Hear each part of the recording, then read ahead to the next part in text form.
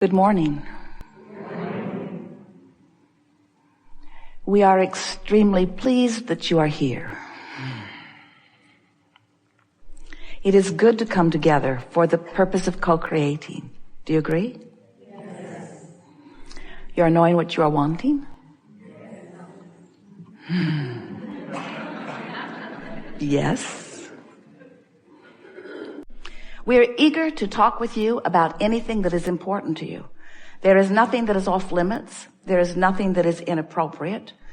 Everything will be offered by you at the perfect unfolding in this co-creating at its best.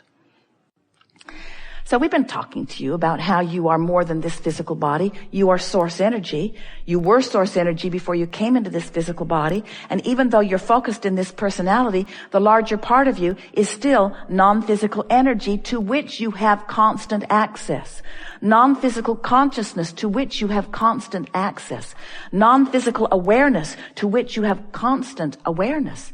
In other words, as we talk about the physical you and the inner being you, sometimes it sort of splits you apart when it is our desire to blend you together. We want you to allow all that you are to be. So when you are in a moment, when you are particularly appreciating someone or something, in that appreciation, in that absence of resistance, you are allowing the fullness of who you are to focus. And that feeling of appreciation is your indication that you, all of you, are there having the moment. So when you start saying, oh, these bumps along the road that I'm feeling matter, when I feel negative emotion, it matters, it's an indication to me that I could focus myself into alignment if I cared about alignment. Do you? Do you care about alignment? Do you care about your clarity? Do you care about this moment in time being all that it can be? There have been many teachers that have been talking about being present in the moment. It was the thing that Jerry was most excited about as he was reading the Seth material. Two things. You create your own reality. He said, huh? How can that be? I create my own reality I want to know more about. So we spent many, many years talking about that. Your point of power is in the present, Seth said. Jerry wanted to know about that. What does that mean? And what it means is, here you are, right here and now, with the ability to focus. And when you do, one of two things is happening, and not much gray area in between, really. In your focus, you're focusing in a way that includes the whole of you, or you're focusing in a way that excludes.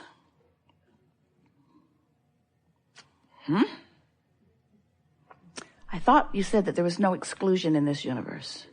I thought you said that it was all about attraction. Well, it's all about choosing a frequency that will bring something to you. In other words, if you are including who you are, then you are leaving out who you aren't. And if you are including who you aren't, then you're leaving out who you are. In other words, you get to be the vibrational chooser of what you set as your vibrational tone, which then law of attraction responds to, which equals the life experience of this moment in time. If you are going through the day and you are fixated on things like fun or something like love, love is a little more heavy duty than fun, but you can accomplish it, some of you, quickly anyway. Appreciation is something that's quite easy to accomplish as you fixate on it. As you find these words, these emotions, and you set out with a determination to stir the feeling of them within you, what you're actually doing is using something that's easy to come by as your focal point in order to engender a vibration that then becomes, for now at least, a dominant part of your grid. So there's a grid about this and a grid about that and a grid about this, a grid regarding this person, a grid regarding this person. So we want you to picture this core grid within you. And we want you to think about other pieces that come in that go da-da-da-da-da-da, that just take you right in alignment, right to who you are. So that your point of attraction is so powerful that, as we said, heaven and earth are moved. Things and people around you are inspired to play with you in the vibrational patterning that you have established. But if you are doing sloppy grid work so that you're not deliberately causing a vibration that lines you up with your core, then what happens is whatever piled on last becomes the dominant one. Whatever piled up on last is the vibrational point of traction. Haven't you noticed it? Can you focus on anything that it doesn't fill in? Can you give your attention to anything wanted or unwanted that it doesn't begin to fill in right away with things that are a vibrational match to it? You can't. We know you can't because we know the power of law of attraction. But where your power is, you cannot control law of attraction's response to your vibration, because it's consistent and it's fair and it's vivid, it's crystal clear, and it's always accurate every single time. You can't control law of attraction. You can't say, time out. You can't say, I want a do-over. Well, you can say, I want a do-over, because you can set a different grid into motion every 17 seconds. But you can't say, I take that back. All you can do is no longer spew it again. So this is the process of bringing yourself into alignment with who you are. You're reaching for the thought of greatest alignment to which you have access right now. Another way of saying that is, you want to find the best feeling thought that you can find and practice it long enough that you learn the steady vibrational grid of that. So let's say you start with something really general, and it feels pretty good because you've stayed in a nice, safe, easy to feel good place.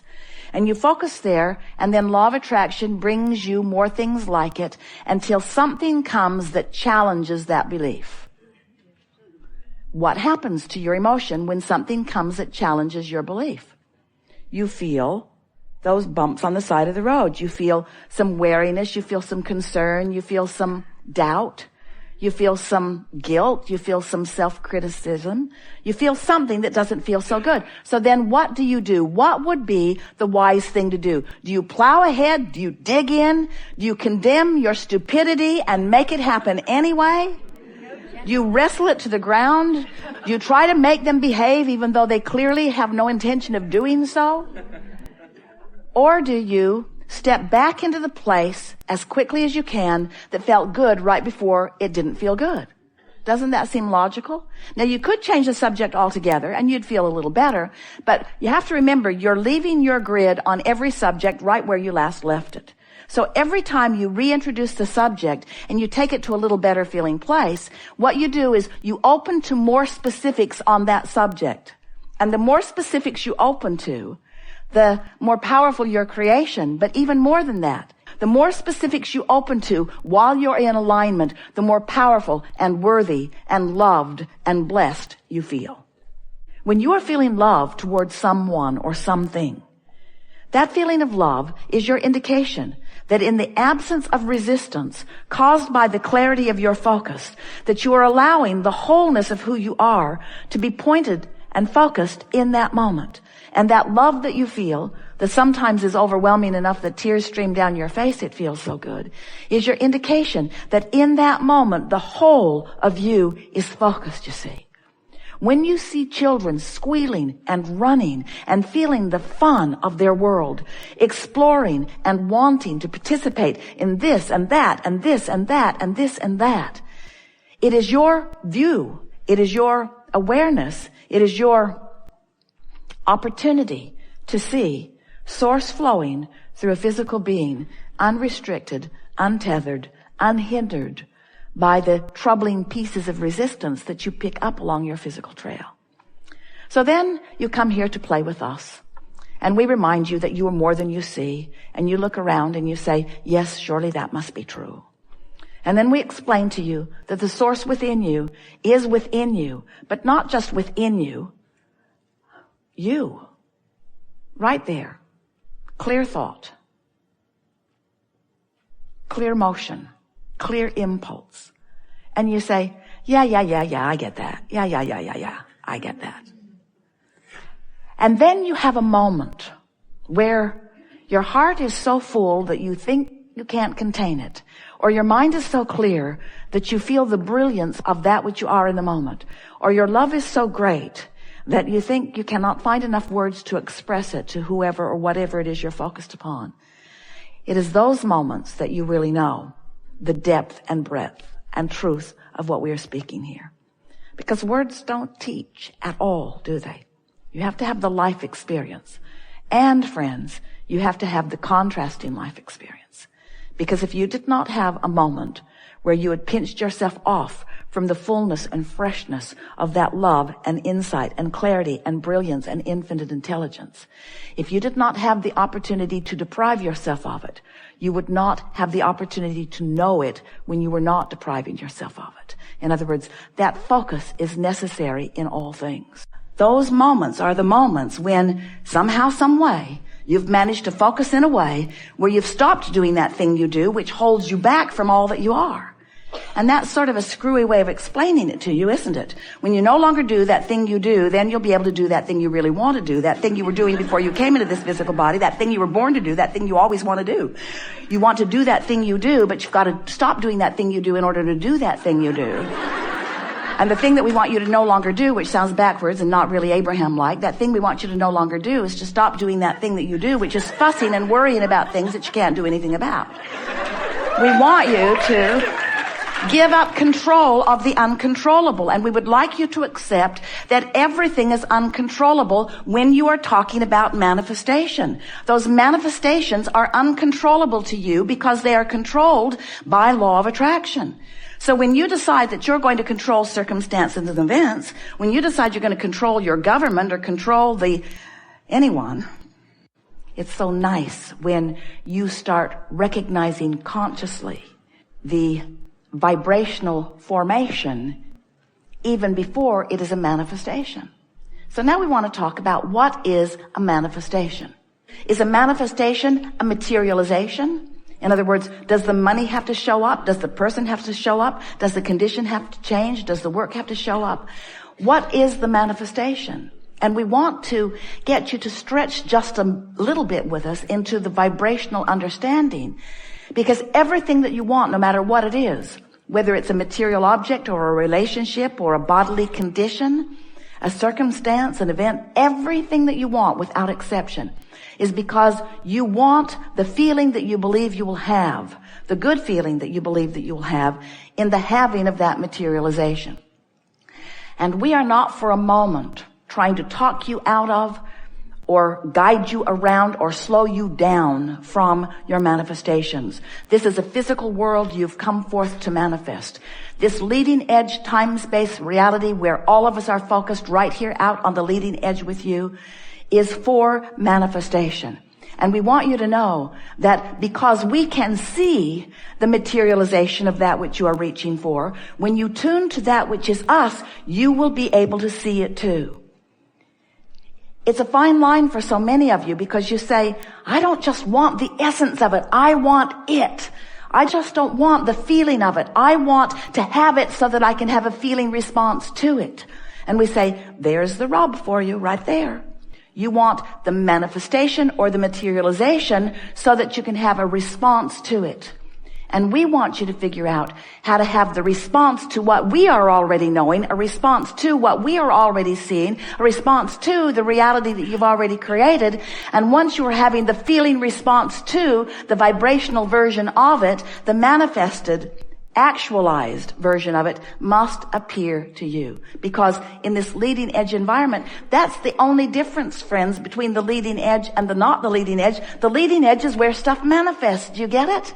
The leading edge is where stuff manifests. But you want the good stuff to manifest, which means you got to focus on the good stuff. And we want you to understand that the source within you and all who love you, and there are more than you can count and more than we can name, are focused with you out here in this leading edge moment, rooting for your modification of your vibration just enough that you will begin to feel. You will begin to feel.